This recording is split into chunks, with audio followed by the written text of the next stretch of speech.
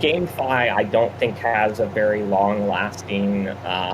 I think it's a flash in the pan trend. I think the only sustainable products and communities to come out of this are going to be built around experiences and IP that people love and believe in and want to participate in for many years to come. And I think the GameFi term, or this idea of kind of taking DeFi and putting a really thin game layer on top of it, effectively just doing like yield farming and stuff, I just don't see as being a super sustainable loop. Like if you want to DeFi and yield farm, there's much more efficient interfaces to go about doing that. And speaking as someone who's done a lot of that over the last couple of years, I wouldn't want to go plant carrots in a field to farm yield on USDC or some LP tokens that I've staked, right? So I think our approach is to take some of the ideas from GameFi that are compelling, that I think, when tied to a longer term experience, are have potential to like kickstart and bootstrap things that we're trying to do. And so anyway, GameFi is an interesting trend right now. I'm paying a lot of attention to things like Wizards and Dragons and Wolf Game and stuff like that on Ethereum mainnet. I think they're fascinating um, experiments, and it remains to be seen what the sustainability of some of these things are. And I'm somewhat doubtful. I think you need a fully fledged experience, like we're seeing in other crypto games, and like we hope to build in or with crypto unicorns. So, did that answer your question, or am I off base? No, no, you answered is right. So thank you for clarifying that. So another Awesome. question. So what is your vision about the crypto unicorn? How far you think you can push this IP to the world? I had a good line in Royal Remy's AMA last night, and I'm not sure I'm going to do it justice this morning. I've always been really inspired by IPs largely from Nintendo, right? I've loved Mario since I got my first console back in the day, right? If you think about what Mario is today versus where it started, right? I mean, there's a Mario game for everything, right? You can fish, fly through the stars, party, right? I mean, there's a loop for just about everything. And you've seen the Mario characters go into other experiences. Look at like Super Smash Bros. And stuff. And so if I have a dream for the Crypto Unicorns IP, it's that over time, our blockchain assets, all these NFTs and stuff that we're all kind of buying and trading between each other, get utilized in more and more types of experiences. And that starts with, the three battle loops that we've announced, more that we plan to build with additional partners. A dream I have for next year is proving one of the things we've kind of teased, which is this idea that an external third-party developer can come and build on top of our tech and tools a new battle loop, which expands our capacity beyond what we could do alone as a studio. It brings additional development and engineering resources into our ecosystem, and it allows us to extend and expand the utility of these NFTs much faster than we could alone as a lone developer. And the idea of bringing the community in, running game jams, letting the community vote on the loops that they are most excited about, and then seeing those funded out of grants in the Rainbow Token ecosystem is a dream that I have for next year. And I hope to start that as soon as possible. And it's been one of the open kind of call outs is developers interested in building and adding features and utility to the unicorn microverse, if you will, is something I'm very, very interested in, and is going to be a really big focus of mine. I think after we ship the first version of the game next year, I will start to kind of pivot my focus towards finding some partners that are going to really add to our strategic roadmap. Okay, thank you, Aaron. That's it Yeah, for I me. appreciate the questions. Um, Looking forward for the bright future of our project. Yeah, thank you very much. Yep. Thanks, guy. We have another one from Amoymon, unmuting now.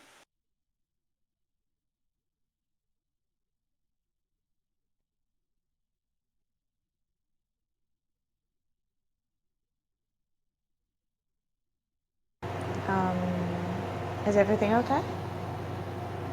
Amoymon, you are unmuted. You can speak now. There we go.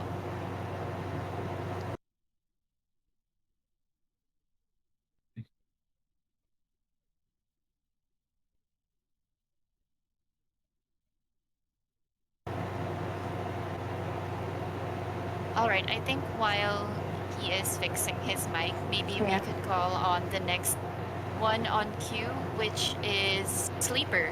Sleeper has a question again. Oh, okay. Yeah, I have another question. If you could just talk about the in-game marketplace and what will be traded besides the berries and materials, if there's anything. Yeah, so the Rainbow Token Marketplace is going to be a very, very important component of land gameplay and the farming simulation overall. And it's kind of this hidden PvP feature in the middle of what is kind of a casual farm sim. So every day, and I mean, if you've played Farmville or Heyday, game kind of these farm sim games in the past, there's always kind of like this market where you each day can show up and look at available bundles to buy and sell via the marketplace. And so these bundles, will start out pretty simple and may just be, for purposes of example, let's just say like 10 cloudberries, right? So if you've harvested 10 cloudberries and you would like to sell them into the market, you're going to be able to look at and see, okay, I'm going to get a rainbow token, for this bundle if I sell right now. And so that action requires a unicorn to take those berries to market, but the sell is immediate. And each bundle is backed by a bonding curve, and so it will react in real time to supply and demand. So some other player looking to purchase cloudberries, maybe they're trying to really guarantee a cloud unicorn is being bred out of a breeding that they're wanting to do that day. They may be able to go in and scoop cloudberries off the market at a slightly cheaper price. And so there's going to be enormous advantage to paying attention daily and checking in often to try and optimize when you buy and sell into the marketplace. And the idea of needing to use a unicorn to take things to market for you puts kind of a limiter. Even really well coordinated large groups cannot necessarily dump on the market.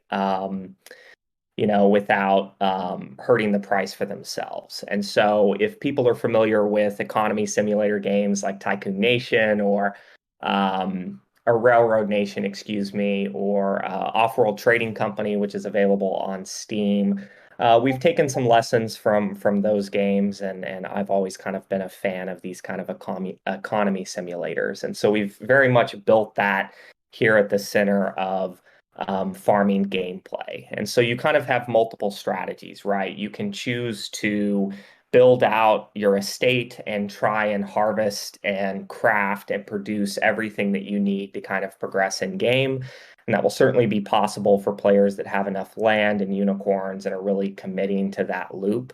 Or you focus on specialization within a certain type or class of berry, a certain type of material. Maybe you want to be the person that's always selling and crafting material for other people who are looking to kind of upgrade their buildings, for example. Um, and so anyway, that's kind of where it begins. But it starts very much as this kind of real time, economy that you kind of buy and sell against. And so each day, I guess to close it out, each day the bundles change, right? What you can buy and sell will get swapped.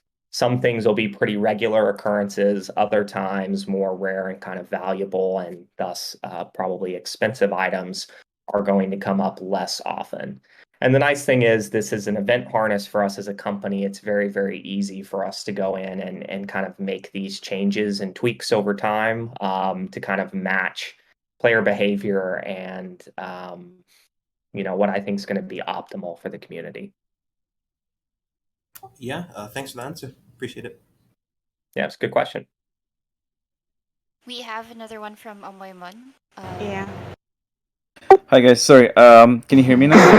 Yep, Yep. we can this time. Okay. So you guys have 1 million land for sale, and I was wondering how much of that is going to be available before the game release. I know that they have 3 land sales planned, I think. And also, the other question is, a lot of the games rely on new player growth and new money coming in from the new player growth. I was wondering if you have any sort of burning mechanisms that gets around that as well. Yep. So the first question's easy, 30,000. So 10,000 plots will be sold over each phase, and we'll end up kicking off the game with 30,000 land plots overall. As far as a burn mechanism, yes, we have planned unannounced burn mechanisms that I view as a long-term necessity to ensuring that you're not just seeing this massive oversupply of unicorns. I think people still haven't really wrapped their heads around how many unicorns you're going to need on a farm over time to optimize, its production. Um, it will be tens of millions of the total supply of unicorns at a minimum, based on what we currently have designed, not even new kind of planned features that will require additional unicorn kind of usage. So I think we have, relative to the competition and other games that I've seen in the space, far more like day one and planned utility for the NFTs than a lot of these other projects. So I think we can outpace oversupply longer. And then when we do start to eventually hit a point where we're feeling that, that there's a bit of an oversupply in the economy, I think we can begin to engage some of the fun features we've kind of thought of that will act as will provide a deflationary effect, I guess is the right way of putting it, to the overall supply of unicorns. Awesome. Thank you. Yeah, absolutely. I mean, it's a great question. It shows you're paying attention to the space. There's certainly, challenges, right? I mean, game development in and of itself is extremely hard. Speaking as someone who's shipped a lot of games and, been in the trenches for a long time.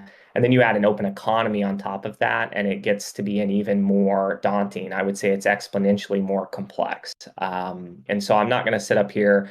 I heard feedback on my last AMA that I appear too confident. Part of this is just we've got a great team, and I think we're not up here saying that we've got a silver bullet and everything figured out, but a lot of what we're trying to do with our kind of just fundamental game design, and I have to give credit to Jeff and James, our really phenomenal design team, for a lot of the thinking around this. But the idea is you build a very broad and deep economy to start. You build a lot of levers into that economy that allow us to keep it tuned and balanced over time, right? And I think where we have confidence, it's that we've put enough levers in to start, and we have plans for additional features, each one adding another lever, if you will. And I think it's going to give us a strong starting foundation and the ability to, support not only the expansion of the economy, but the maintenance of the economy over time. Yeah, for sure. I mean, it's really hard to predict the future economy, but it's really good to hear that you guys have a lot of plans in motion for how to tackle those. Definitely. Definitely. We have another one coming in from APA KSNJ. Unmuting now. Go ahead.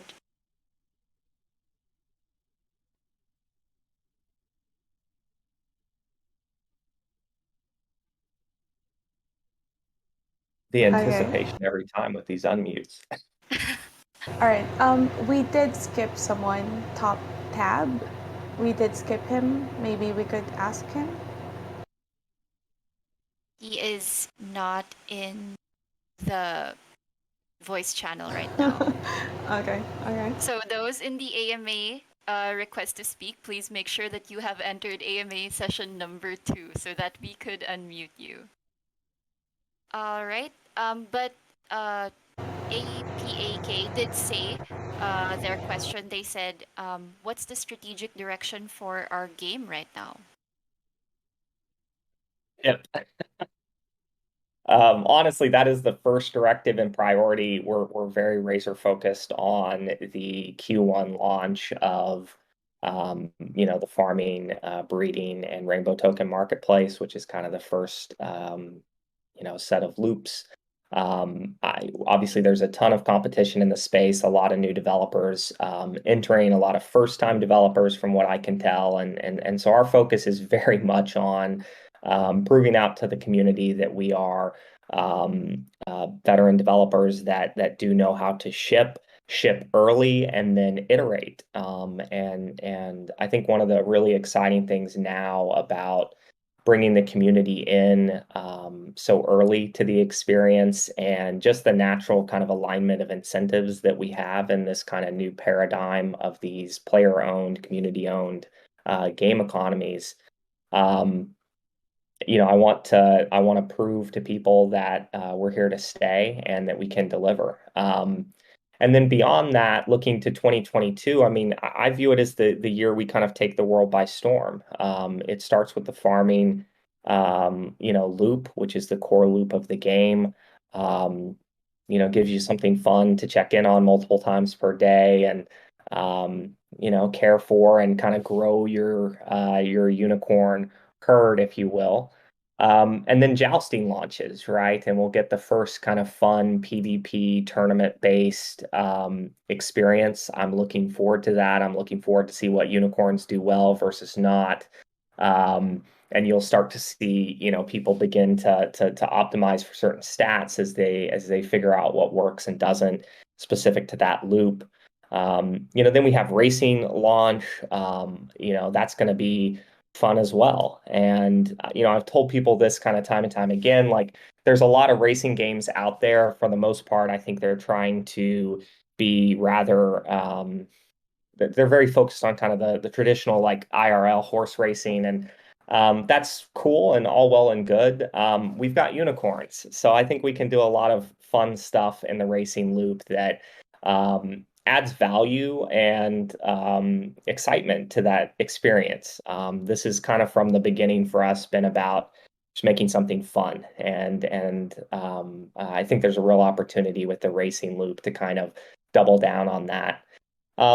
And then, battle towards the end of next year is really going to be, I think, the thing that, if we're I feel like we're already kind of on the map, but I really think could lead to domination, for us as an IP. And the people need to kind of understand, like, we've sequenced it in this way such that there's, yes, additional utility over time, but if you think about it, in jousting and racing, you only need to enter one unicorn at a time per race, right? And of course, unicorns have energy. You're not going to be able to necessarily just throw them into every race all the time, right? So you're going to have to pick, and if you want to be competitive and deploy to multiple races a day, you're going to need multiple, jousting, racing unicorns, etc., right? Further utility. When they're idle, you use them on the farm, further utility. Team RPG, anyway, to close out my statement, Team RPG at the end of the year, you need 5 unicorns. And we wanted to put it out far enough such that there's plenty of time for breeding to occur, for optimization of certain bloodlines to occur. And, if you think about it, every time we add a battle loop, there's an additional need and hunger for unicorns, and unicorns of kind of a specific set of stats. And that's going to be really interesting to see. And I think if we can time these releases right, and maybe throw in a third-party battle loop release next year, we're just continually adding utility to these NFTs. And another word for utility is fun, right? Just the idea that you're going to have more and more you can do and try with every unicorn you own.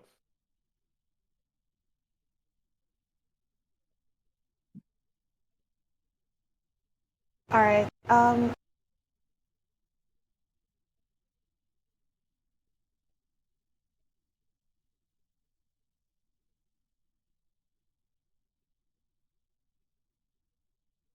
All right. I hope I answered the question. I think I did. I think I've been unmuted right now. Is that true? Yeah. Until just now, yeah. Perfect. Yeah, I raised my hand to ask a question. Overall, like the vision for crypto unicorns is pretty large, and you just explained the several different game loops you want to implement into the game. Especially regarding NFT games and the whole blockchain crypto space, there's like a lot of technical difficulties involved in developing all of that. So my question really is, how do you want to push out 5 or 6 game modes that are really fun to play within such a short amount of time? Because it takes a lot of time and to really flesh out those game modes. And we currently face the issue in the NFT gaming space that most games are not really fun. So I kind of wonder, how do you want to ensure that each of those releases will actually have enough gameplay elements in those loops to ensure that the people enjoy playing it, and not just push out content to have more different things of entering the game? Asking the tough questions this morning. It's a good question. The short answer is the only way this is possible is because of the tech and tools that we have as a team, right? Laguna started in 2020, but as a reboot of a studio, a predecessor studio called Beyond Games. And I was able to purchase the technical IP from Beyond Games in its wind down. And so as a result, that gave us a tech platform that had millions of dollars spent against it, had live deployed in iOS and Android, Forex strategy MMO that had been live operated for 18 months. So game developers that are starting today, game developers that even started a few years back, even if you're using tools like Unity or game engines, client game engines like Unity, there's an enormous amount of stuff you have to build to get things like leaderboards and chat and login and the player profile and inventory and all these systems that we already have. And so most of our effort right now is doing the feature work, is doing the skinning work. And so it's allowing us to kind of concentrate our effort on the presentation layer. If my co-founder was here, he'd be proud. That's a term he always uses. So we're very focused on that layer, and that gives me some confidence. Each of these loops you should look at launch as an MVP and something that we plan to improve, and that we plan to improve directly with community feedback, right? So I'm not going to pitch some magical, crazy, insane experience that we're going to launch every 2 months. That would be rather ridiculous. But I want to get things in the hands of players early and let the community inform how we improve and polish those experiences. And that's not to say that we intend to release something that's buggy or not functional.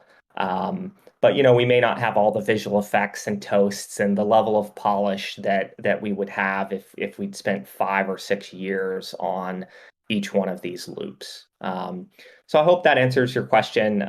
Generally, I think my approach is to ship as early as we can, and then improve from there. And I would hope that the community supports that and is there to help us as we kind of launch and seek feedback so that we can improve it. All right. Yeah, thanks a lot. All Is it right. good? Are you guys? Yeah, so far it's everything's answered. Thanks a All lot. right then. Aaron, how are we? Yeah, I've got a little bit more time if there are more questions. All right then. We are gonna of the. We actually have one. Our prepared amount of like. How are we?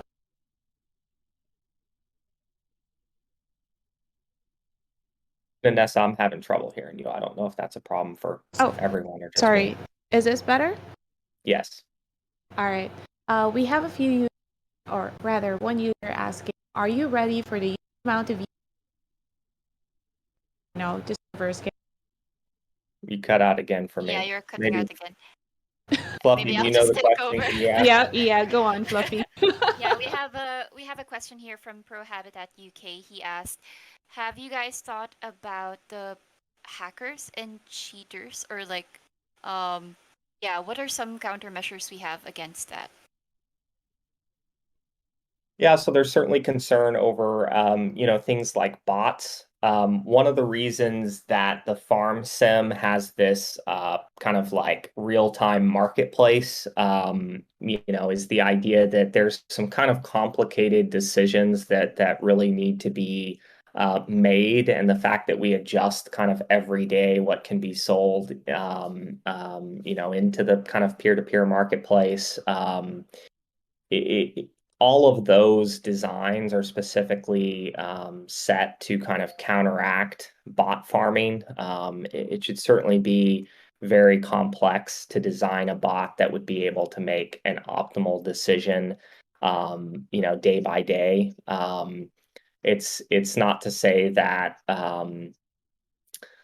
that alone, or the experience and design of that alone is going to be enough to counteract everything. Unfortunately, you're not talking to the technical co-founder here, and so I can't go into detail on just like standard anti-cheat stuff. I mean, there's a lot of things we've built into games in the past that will confirm if like a client is trying to do something that the server did not allow for.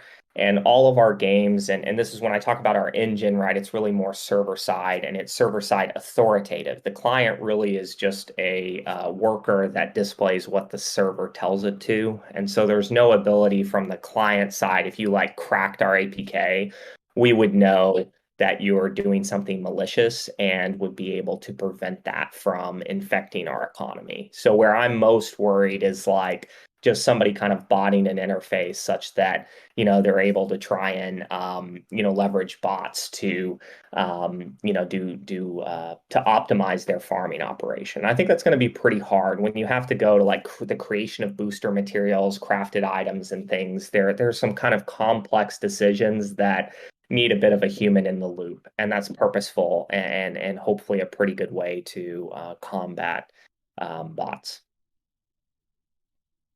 Thanks for that, Pro Habitat UK. I think it kind of relates to his follow-up question about we're expecting a huge amount of users in the future coming in. So, yeah. How about do we still have time? I think we have one last question here. Yeah, I've got time for one more for sure. Okay, so this is the last one from Jekinj. Jekinj, are you building Crypto Unicorns as a game essentially with P2E edition, or are you planning to enable players build their operation like guilds and scholarship? Yes, so we will have guild and scholar functionality. That's currently being R&D'd. We're looking at kind of a delegation smart contract flow, similar to what we're seeing with like Ice Poker from Decentral Games, if you're familiar with that project. That should make things simpler than the current structure by which, say, Axie managers and scholars have to kind of like the manager has to make the payments, everything flows to the manager's wallet. There's an opportunity for us to create kind of like a delegation contract that the manager stakes assets into and basically, assigns a scholar address to day-to-day manage those assets, right? And then there's a split on claim between manager and scholar. That's the dream. I won't put any more pressure on the engineering team than they're already under, but we're trying to kind of create an experience that is a bit of an improvement from what we see. Worst case, we'll launch with a similar system to Axie that will at the very least allow delegation of assets, without risk of a player having stealing an NFT or something like that, right? The goal is very much to try and make that more efficient and allow that 70-30, 80-20, whatever the predetermined agreed upon split is, occur on claim moments within the game itself, to just save management time and kind of hassle, and increase the trustless nature of the experience for both parties.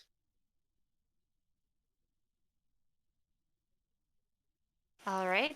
Thank you so much for that. I think, Manik, it's time for us to close this soon. Yeah. guys, thank you very much for joining. But before we go, well, you guys, Ryan, have any share with it? You're cutting out. Really? Yeah, you are. Looking We're for, gonna have looking to for fill in maybe the closing blanks here. statement. Yeah. I'm sorry. All right. No, it's all good, Take over. Vanessa. Yeah, so closing spiel. Is there anything else our Yeah. speakers would like to say to our community? Like I've kind of said before at the end of these, incredibly appreciative of everyone here and the kind of incredible community that's being built. Massive shout out to our mods that are, I think, doing a phenomenal job of interfacing with the community and are kind of the frontline defenders of bots against bots invading Discord. And people have been putting in long hours to kind of keep up. And anyway, it's really incredible. And so, just to the wider community, appreciate the trust and faith thus far. And it's kind of one of the joys of my day to check in on Discord and just see the activity and interest. I think we're on to something really big here, and collectively, if we work together, I think we can bring a kind of truly foundational, long-lasting IP to the world that we all share ownership in, and that's a phenomenal thing that's not really been possible until you had kind of these blockchain primitives to build on top of. And so I wake up every day pretty excited. And even on the tough days, game development is tough. It can be a big pain. Showing up in Discord and seeing everybody excited is a nice boost. So we always appreciate it. And looking forward to the next one. We're doing these monthly now, right? Yep, that is the Awesome. plan. Well, I look forward to the next one. Thanks again, everyone, for joining. Thank you. I wish I could share everyone sending their thank you messages, but they learned a lot. So thanks for everyone's time. Thank you. Bye all.